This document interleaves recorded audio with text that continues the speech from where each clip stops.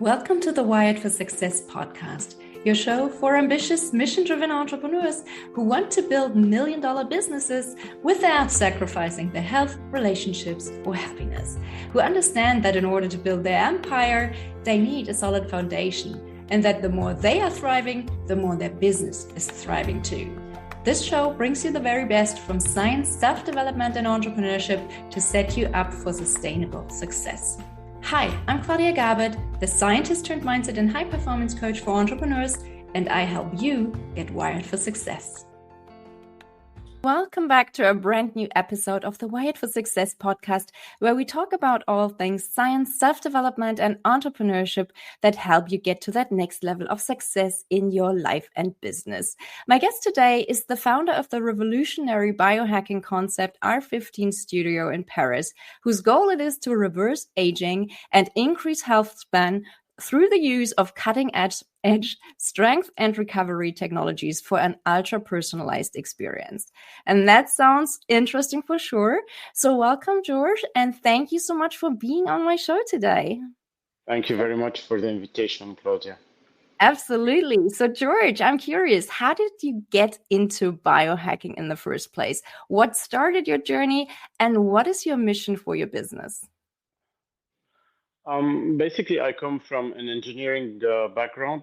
I worked previously in consulting, and then I created different startups. The first one was around nutrition. The second one was about software to connect trainers to people who wanted to do personal training.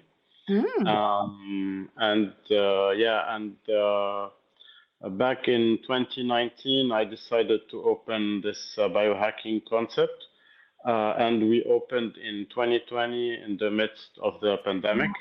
Oh no! Yeah, actually, it was a good decision because we saw that health was a big issue, and especially like having good metabolic health was a very important indicator of how well you react if you get the virus. So and since 2020, now it's been like 5 years, we are operating this biohacking studio. We started by investing first in adaptive resistance machines, and then we expanded and added different areas. We have a recovery area. We have mobility and stability area, and we have an area where we measure VO2 max and other metabolic indicators. So and we have in our customers mostly like people between like 35 and 60. We have some elderly also people. And we also have high performance athletes, elite UFC fighters. So we have a different type of audience, and we use the experiences from every population to try to benefit each other from the different experiences. Yeah, so it's an interesting journey. For sure. How difficult was it to open your business during the pandemic? It was quite tough, but since I had already like athletes, I used to train, and people with special needs. So yeah, it was very small audience at the beginning because there was a shutdown. For about 1.5 years. So we couldn't do any promotion or any any marketing activities or anything. It was a very small audience in the beginning. Yeah. So you could rely on an existing client base to get you started. Yeah. Yes. And we started gradually, like bit by bit, creating our credibility with athletes and seeing that they have also good result. It helped us a lot to establish our credibility for other type of audiences like entrepreneurs, busy executives, etc. So it was a good investment kind of period. Yeah. Gotcha. Can you tell us a little more about the tests that you perform? You already mentioned the VO2 max. What kind of tests do you use there? Can you explain why you measure certain things and what you measure? Yeah, actually, we created now a test called MyLongev IQ score. This test is a multi-dimensional test which tests what we call the vital networks of the body. So the first one is the cardiovascular one, which includes VO2 max and other indicators. The second one is neuromuscular, which measures the efficiency of the neuromuscular system, like the strength, the power, and then we measure stability and balance, which is the third dimension. The fourth dimension is everything related to mobility, joint mobility. And then also we measure metabolic indicators like your resting metabolic rate, also by measuring the oxygen consumption and to see if you use fats and carbs efficiently at rest. We also have blood panels in this dimension. We also look at recovery, which includes sleep and other recovery protocols, and also everything related to nutrition and supplements. So we have a score on each dimension, and then you have a global score, and then you will have also your priority areas to work on if you want to extend your lifespan. Like, for example, if we take VO2 max, we know like the higher this value, the less risk we have to have any cardiovascular event. But also, like, if this value is less than 18 millimeter per minute per kilo for men and less than 16 for women, then it means that the person is cannot function independently. So he needs help, like he needs to be in a senior's home or something like that. They cannot take care of themselves independently. So if VO2 max is low at 40, and we continue like projecting this downward trend, we can tell the person, like, if you continue at this trend, you will need help by this age. So if you don't take action now, you will not be able to benefit from life during, for example, retirement. So, and we see it a lot with people who are in their late 30s and 40s, where they have a very low VO2 max. They are very stressed from work. We have also hormonal issues and stuff like that. So we try to prioritize the issues and try to help them guide their decisions. Sounds interesting. And you mentioned something that I always find very important, which is it's not about the actual numbers, it's about the trends, right? Because the actual numbers don't really represent where you're at. Well, they do in a certain way, but it's more important to watch the trends over a period of time, right? Yeah, of course. And this is, like,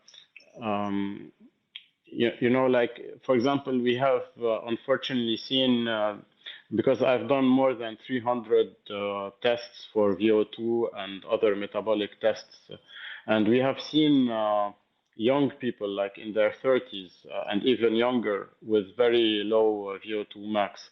And they came after having long COVID or other issues, other health issues like hypertension and stuff like that. And we see like when we test their function, which means like, are they strong? Are they, can they perform endurance tests and stuff like that? We see that they perform very poorly. And those tests and helping them project is like a wake-up call for many. Yeah, to take their their health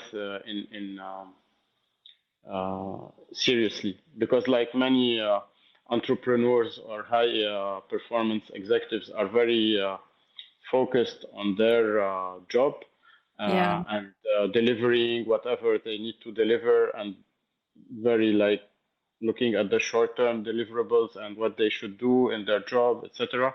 And they forget about their health, and it's a kind of short-sightedness, because they cannot play the long game if they want to perform in their business and also in life. Yeah. So do you take VO2 max as, say, a proxy for cardiovascular health? And is that what you're trying to optimize first, or where would you start? So if someone performed poorly in this evaluation and say it's poorly like overall in all those dimensions that you mentioned before, which one would you optimize first? Usually what we've seen mostly in VO2 max tests, because when VO2 max is an integral, it measures the overall uptake of the oxygen by the body. So it's the heart distributing through the arteries blood. It's the muscles picking up this oxygen and using it. So what we see with people who are sedentary or who are not very active, we see that the main problem is at the muscle level, because we put sensors on the muscles also to see if there is proper oxygen delivery at the muscle level locally. And when we measure the strength, we see that those people also lack strength.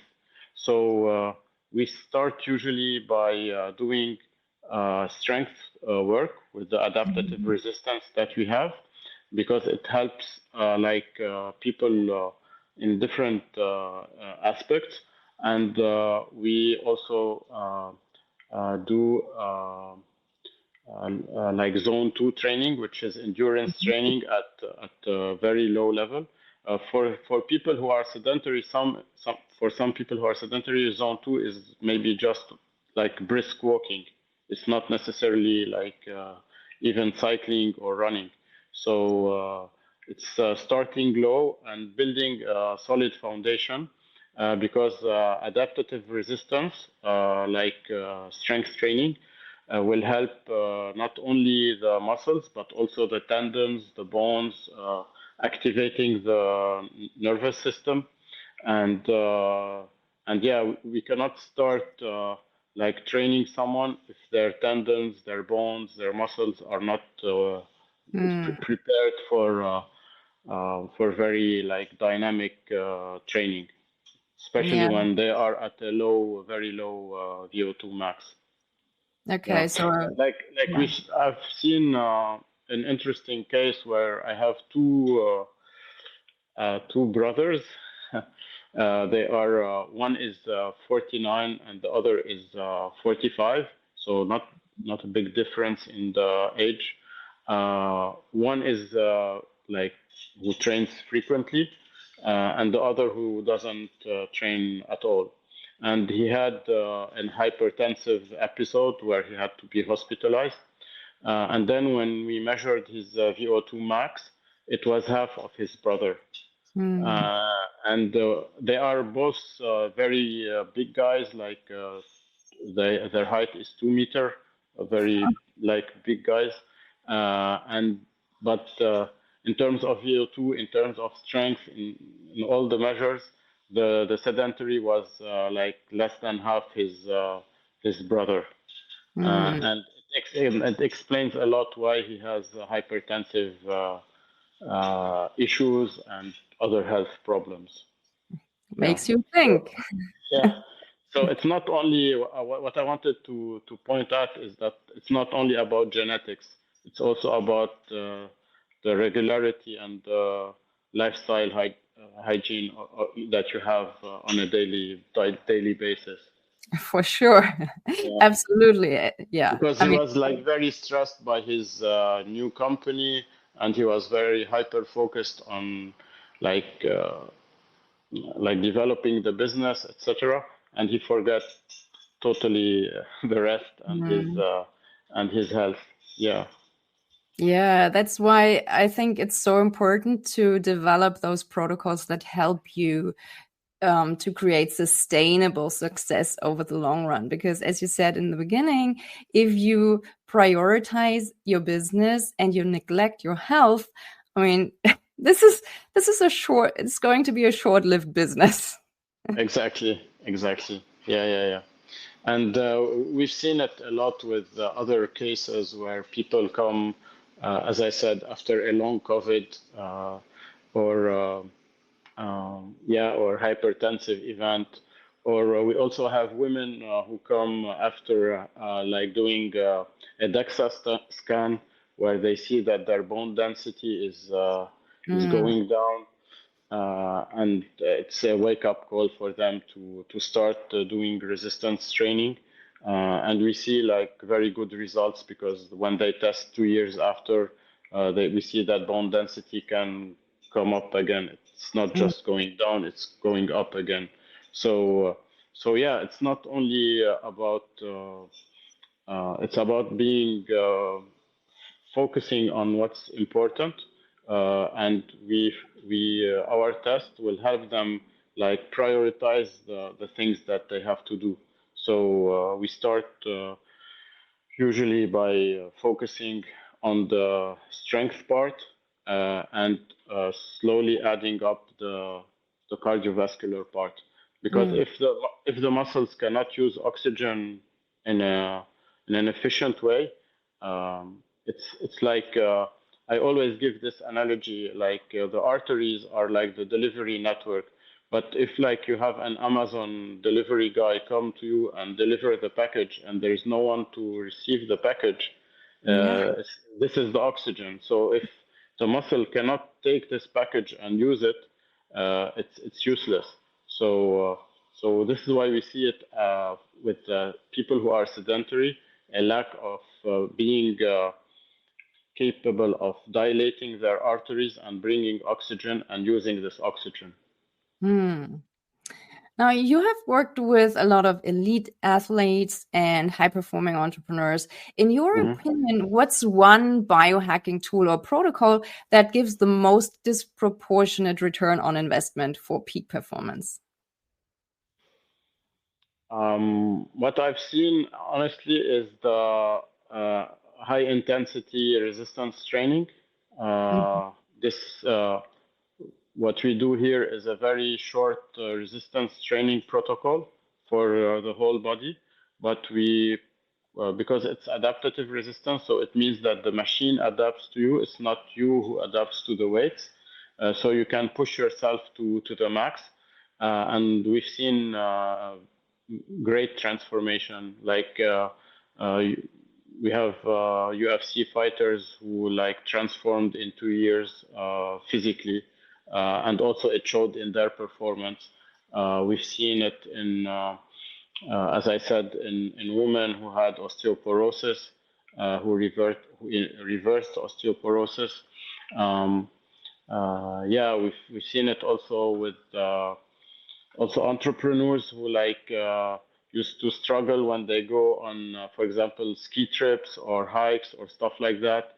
And when they started doing resistance training with us, they said to me, it's the first time I'm not sore after the first day, and I enjoyed my stay and everything. So I think like this is the base for everything. Yeah. Well, I'm a cardio girl, so I might have to add in some of that resistance training at some point. Yeah, because it's multidimensional. Because we have those slow twitch muscle fibers which we use mostly in endurance training, and we have the fast twitch muscle fibers. And the fast twitch muscle fibers is when we sprint, when we want to jump high, and those muscles we lose. We lose with age if we don't stimulate them. And and the thing is that if those muscles and this nervous system is not ready to fire and activate, we increase the risk of falls as we age, and we become slower and slower because those are the fast twitch muscles. And this becomes a problem not at the age of 30, 40, or 50, but after 60. If a fall can be dramatic for many people. Survival rate is like about 18 months after a hip fracture. So yeah, and resistance training is we do it for the whole body.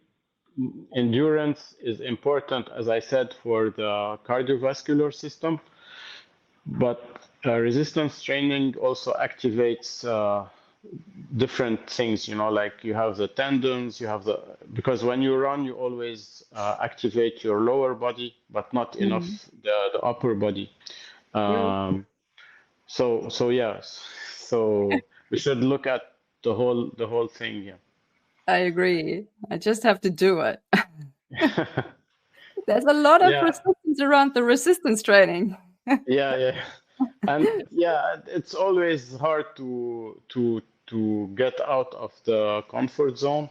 But yeah, I think like if it's short and efficient, it can be like it can be done. If it's too long, like if I tell someone like you have to start with 4 sessions per week, 45 minutes each time, it will not fly. Usually normally we do 1 session per week. It lasts 30 minutes with the warm up and everything. And the core of the session is about 10 to 15 minutes. This is why it's called R15 Studio, because it's very short training. That sounds manageable. Yeah. But it's very intense because we try to push the person to always like give the max.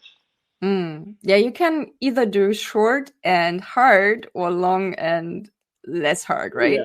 Yeah, of course. Yeah. But also it's a matter also of time, because lots of people are busy and they don't have much time to invest. So we try to, and the interesting thing that we've noticed also, like when people start to feel stronger, like they are less tired doing the daily stuff, so they have more energy, and then they can start adding, like different sessions or doing cardio or stuff like that. And I've seen it a lot with many customers. They start with 1 session and then they start doing 2 sessions, and then they start taking the bike, like going on Sunday ride or running on Sunday. So from totally sedentary, like from doing 0 sports, but they need this like initial push, and also the body needs to have enough energy to do other stuff, because many people like when they come first, they have lots of fatigue issues, managing stress. Some people are close to burnout and they don't even know it. So those tests help a wake-up call, like it's really a wake-up call. This is why we call it my longevity IQ. It's like your longevity IQ score. It's like your when you do an IQ score to see how you rate. It's a score that will help you say, okay, I'm here, and if I take those measures, I can like reduce my risks of having a cardiovascular event, having a fall, a fracture. I can feel I don't have aches in my joints. So yeah, it's a multi-dimensional approach. I like that. Now, as much as I love biohacking, I feel like there's also a dark side to it. Like when I watch people like Brian Johnson, for instance, and his blueprint, it invites the questions like, can optimization go too far? So what's your opinion on this? And have you seen any cases where people become so obsessed with biohacking that it actually negatively impacts their well-being? Yeah. I've seen this, and we do not take this. We don't take experimental like approach. We don't try things on clients. We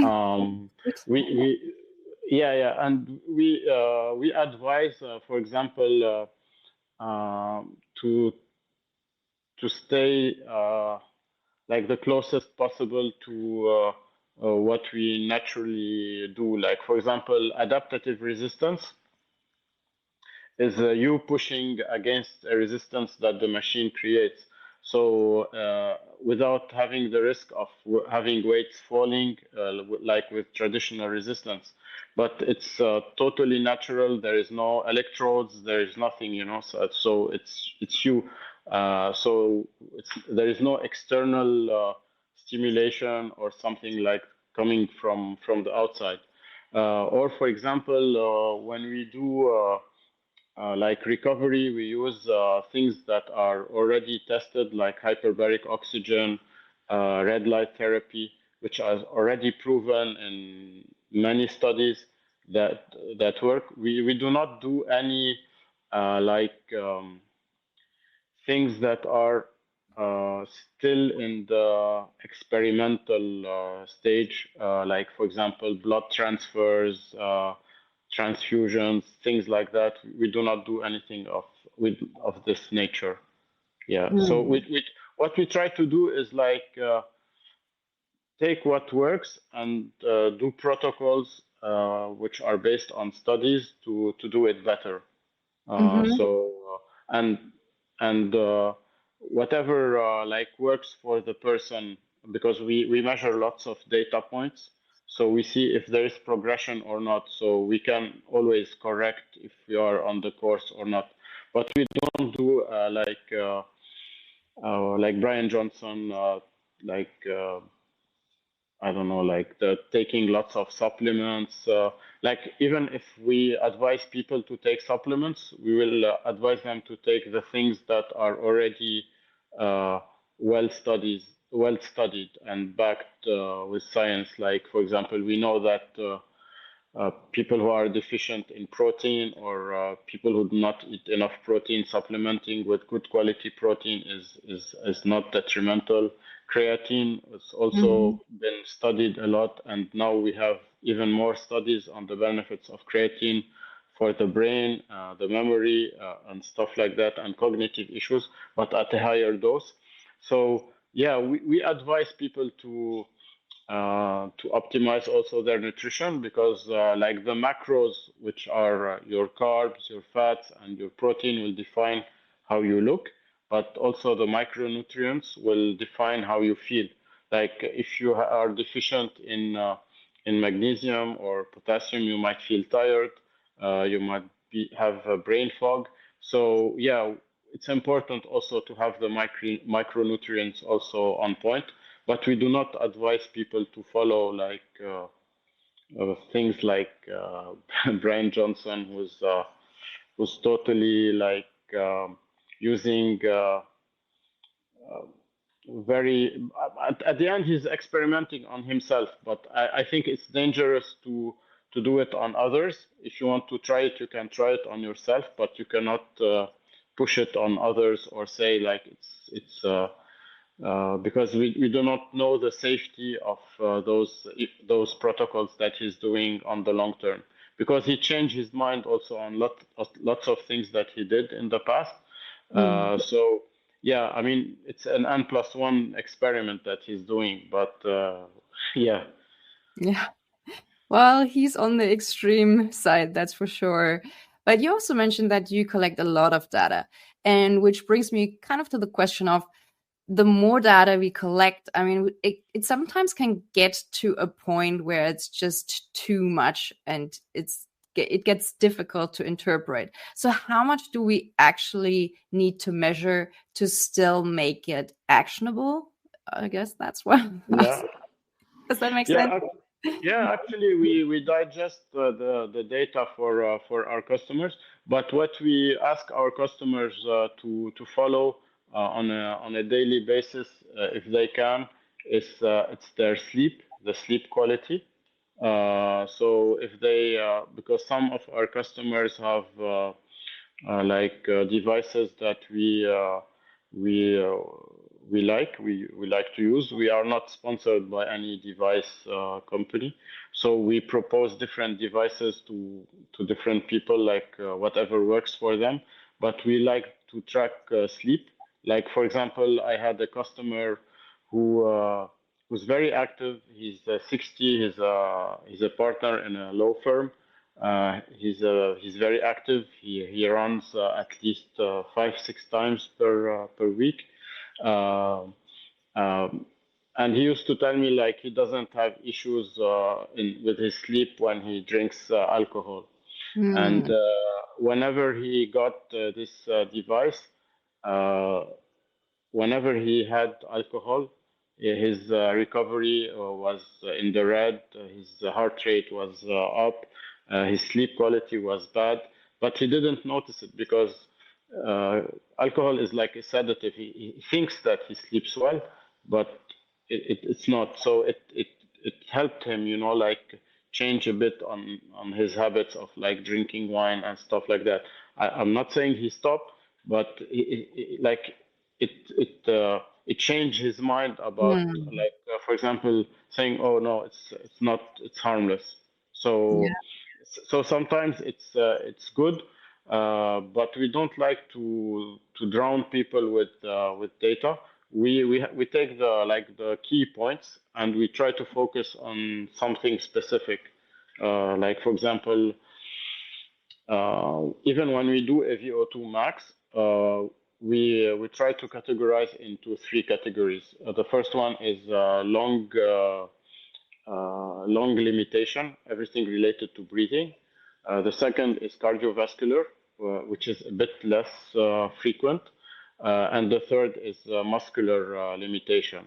And we put a hierarchy on those three limitations, and we say, okay, this is the most important one, then we should work on this one. For example, for athletes, we see like they have good VO2 max, they have good muscle oxygen usage, but they have issues with the breathing. So we focus on the breathing training, training the lungs, the way they breathe, the diaphragm, the intercostal muscles to become stronger and to better breathe under stress. For sedentary people, as I said, mostly the first limitation is usually coming from the muscles. So yeah, we try to put a hierarchy on things, and also based on the age of the person, how urgent it is. Like for example, if someone has a very low VO2 max, we'll try to focus on this point, uh, like laser focused, because we want to reduce the risk of having cardiovascular risk, especially when the person is in the 50s and they start to have hypertension and things like that. So it depends. It depends on the age of the person. It depends on like the past also, if they had issues in the past, and and yeah, and how they are in their life in general. So I'm really curious about your own daily habits that help you stay happy, healthy, and productive. So what does your typical day look like? Can you tell us a little bit about your own training routines, and your diet? What do you place your focus on? Currently, I'm putting my focus reaching a VO2 max of 60, Ooh. which is high. I'm at around 55 now. So yeah. Uh, Usually I don't I don't overdo it. In the morning I check, as I said, I check my sleep, my recovery. I also have like a, a mix of supplements, vitamins, D3K2 for the bones, creatine, and I have a weekly plan. So usually I have 1 or 2 sessions of high intensity training for VO2 max. And also I do at least 2 resistance training sessions, one for the lower body and one for the upper body. Um, and the rest I have uh, maybe 2 or 3 sessions of low intensity zone 1, zone 2 training for active recovery. I also do almost daily red light therapy. And after high intensity training, I do hyperbaric oxygen because I feel that it's the most effective way to accelerate recovery and reduce inflammation. Interesting. Yeah. Is there anything else that you would like to share with our listeners today? Well, whatever they want to achieve, they should start by looking at where they are at now. So they should have find a clinic or somewhere where they can have a proper diagnosis, not only of the blood markers, but also of how they function. Like VO2 max is key. It's very important to have this test. It's not very expensive, and it gives you a lot of information that are actionable. Also, do a proper strength and power test. So it will help you also put yourself in like against your peers. Like for example, when we test the grip strength for our customers, we tell them based on the population, based on their age group, where they are at, if they are at on the average, above average, below average. It will help you like position yourself against your peers, and this will help you like set proper goals. So it's very important not to start any health transforming journey without the proper diagnosis, and also like every year or it depends on whatever the test is, to frequently test to see if you are progressing, because also you don't want to stagnate and stay the same. You should also sometimes change your focus, like sometimes for example I'll focus on VO2 max training. Sometimes I'll focus much more on mobility if people have inflammation and starting to have joint pain. Sometimes it's strength to push them above the average of their peers. So it depends, but it should always start with a good diagnosis, and there are lots of clinics and places who can do that. And I advise everyone to do a proper VO2 max test, because the watches and devices estimate, but it's not good enough. It's not good enough also to know just the peak VO2 max value. We should know, like when we do the test, we see lots of things, and we see where we have our limitations. And if you go to a good clinic, it will help you, have a proper plan to improve your VO2 max, for example. Because it's not only about the number, it's also about what is limiting you in this value. Like, how can you improve it? Is it are you struggling because you cannot produce enough because you have a lack of strength and power in your muscle, lack of muscle endurance, lack of breathing cognition and coordination? What is your limitation? So this is also very important. It's not only the value. Yeah, good point. So where can our listeners find you online if they would like to learn more about you or connect with you? We basically are on Instagram, so it's at R15 Studio, or on LinkedIn they can reach out, for by message. Perfect. George, thank you so much for sharing your tips and insights with us today. It's been a pleasure talking with you. Thank you very much. Thank you very much. So keep up the great work. Take care and talk soon. Bye. You too. Thanks. Bye. Thank you so much for listening to the Wired for Success podcast. I hope you've enjoyed this episode.